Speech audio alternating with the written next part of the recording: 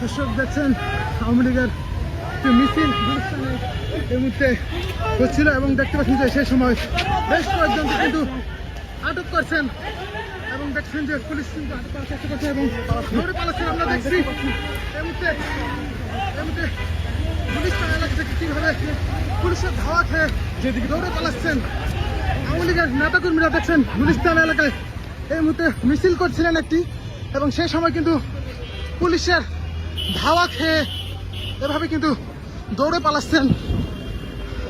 সেই দৃশ্য দেখছেন এই মুহূর্তে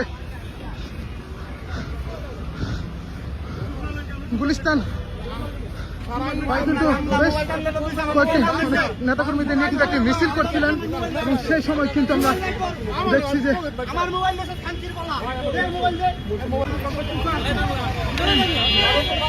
দেখছি এই মুহূর্তে